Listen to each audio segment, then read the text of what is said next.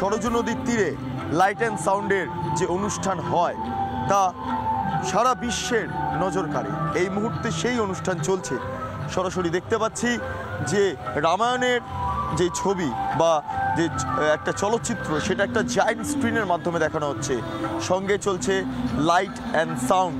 এই ধরনের বিভিন্ন ফাউন্টেনের ব্যবস্থা করা হয়েছে।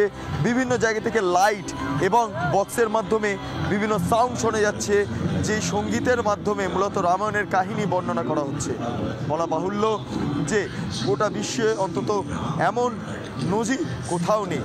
আর কয়েকদিন বাদে রাম জন্মভূমির শুভ সূচনা হবে। রামলালা রাজনৈতিক বনবাস, শত শত বছর ধরে কাটিয়ে আসা রাজনৈতিক বনবাস থেকে ফিরছেন অযোধ্যাতে। সেজে উঠছে অযোধ্যা। কথিত রয়েছে যখন রাম বনবাস থেকে ফিরেছিলেন তখন গোটা অযোধ্যা নগরী সেজে উঠেছিল। ঠিক একইভাবে আজকেও দেখা যাচ্ছে যে অযোধ্যা নগরী সেজে উঠেছে। সামগ্রিকভাবে আরও বেশ কিছু ছবি দেখাবো। প্রচুর মানুষজন, কাতারে কাতারে মানুষজন এসে ভিড় জমিয়েছেন সরজু নদীর তীরে।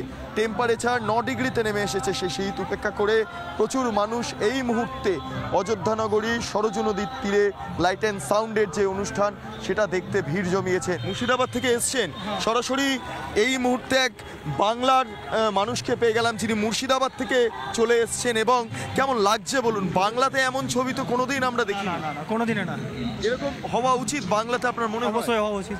রাজ্যের মুখ্যমন্ত্রী বলছেন রাম মন্দিরে থাকবেন, অনুষ্ঠানে থাকবেন কিনা সন্দেহ আছে। আপনার কি মনে হয় থাকা উচিত না? এত সুন্দর একটা পরিবেশ তৈরি হচ্ছে। অবশ্যই থাকা উচিত। রাম কাহিনীর এত অপরূপ সুন্দর বর্ণনা, এইটা চাক্ষুষ না করলে হয়তো বাঙালির জীবনে, দেশবাসীর জীবনে বা সার্বিকভাবে আন্তর্জাতিক যারা বাদে বিশ্বাসী প্রত্যেকের জীবনে হয়তো কিছু একটা খামতি থেকে যাবে।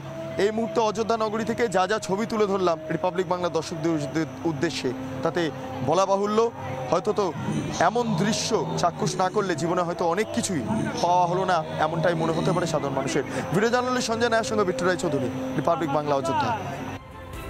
আমাদের প্রতিনিধি বিট্টু রায়চৌধুরী সরাসরি অযোধ্যা থেকে একেবারে সরজু নদীর পাড়ে যে লাইট অ্যান্ড সাউন্ড শো সামনে প্রদর্শিত হলো সেই ছবিটা তুলে ধরলেন এবং সেখানে একজন মুর্শিদাবাদ থেকে আসা বাঙালি তার সঙ্গেও কথা বললেন আমাদের প্রতিনিধি। শুধুমাত্র মুর্শিদাবাদই নয়, নদিয়া থেকে হোক বা এ রাজ্যের বিভিন্ন প্রান্ত থেকে, সারা দেশের থেকে যেরকমভাবে মানুষ ছুটে ছুটে যাচ্ছেন অযোধ্যা নগরীতে রাম মন্দিরে কখন কি হচ্ছে তার প্রতি মুহূর্তগুলোকে উপভোগ করার জন্য, সেরকমভাবে নদিয়া থেকেও এক পরিবার গিয়েছে, বাঙালির পরিবার, বাংলার পরিবার, তারা গিয়েছেন এবং প্রতি মুহূর্তের উন্মাদনা তা তাড়িয়ে তাড়িয়ে উপভোগ করছেন সরজু নদীর পাড়ে, সরজু নদীর তীরবর্তী এলাকায়, যেখানে নতুন নতুনভাবে সেজে উঠছে দিনের প্রত্যেকটা মুহূর্ত।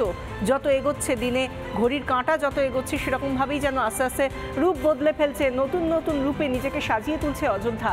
ঠিক সেইভাবেই যখন সকাল হচ্ছে, সূর্যের আলো থাকছে, তখন মানুষের আনাগোনা, চূড়ান্ত আনাগোনা চলছে, চূড়ান্ত তৎপরতা নিরাপত্তারক্ষীদের মধ্যেও নিরাপত্তার চাদরে মুড়ে ফেলা হচ্ছে। সেই জায়গা থেকে মানুষের উন্মাদনা, বাঙালিদের মধ্যে উন্মাদনা, তাও চোখে পড়ার মতো। নদিয়া থেকে এক বাঙালি পরিবার ছুটে এলেন রাম মন্দিরের টানে।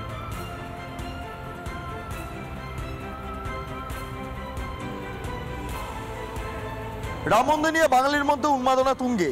আর মাত্র কয়েকদিন বাকি রাম মন্দির প্রতিষ্ঠা, রামলালার যেই প্রাণ প্রতিষ্ঠা হওয়ার সেই বিষয়টা নিয়ে, এবং সেক্ষেত্রে দাঁড়িয়ে প্রচুর বাঙালিরা এই মুহূর্তে রাম মন্দির সংলগ্ন এলাকায় এসছেন, রাম মন্দির দেখতে এসছেন। এবং দেখতে পাচ্ছি নদিয়া, কলকাতা প্রচুর মানুষজন এসছেন। একটু আপনাদের সঙ্গে কথা বলে নেব।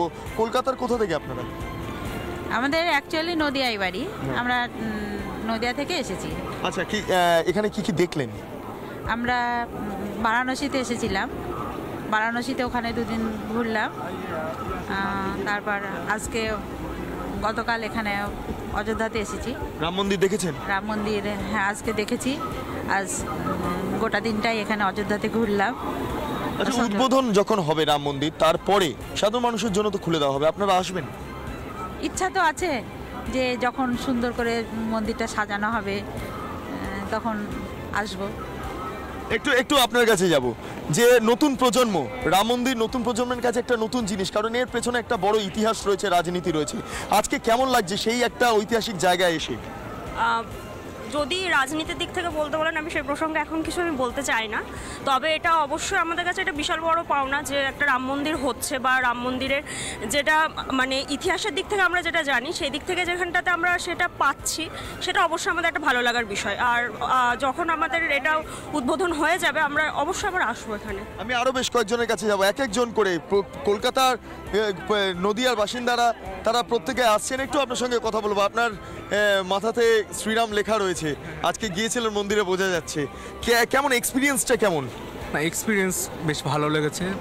প্রথমবার যখন এতদিন ছবিতে দেখেছি, বার্ডস আই দেখেছি, সেই তুলনায় যখন প্রথমবার সামনে থেকে দেখছি, ভেতরে হয়তো ঢুকতে পারিনি, কিন্তু তাও যখন বাইরে থেকেই ঘেরাটপের মধ্যে যখন দেখলাম, বেশ ভালো লেগেছে, সুন্দর লেগেছে। সিনেমাতে দেখা গিয়েছে রাম মন্দির, ডকুমেন্টারিতে দেখা গিয়েছে, কিন্তু এই মুহূর্তে দাঁড়িয়ে স্বচক্ষে সেই রাম মন্দির উপভোগ করা, চাক্ষুষ করা এবং এই ঐতিহাসিক জায়গায় দাঁড়িয়ে সে বিষয়টাকে নজরে আনা একটা সত্যি রোমহর্ষক ঘটনা। ভিডিও জার্নালিস্ট সঞ্জয় রায়ের সঙ্গে বিট্টু রায়চৌধুরী, রিপাবলিক বাংলা, অযোধ্যা।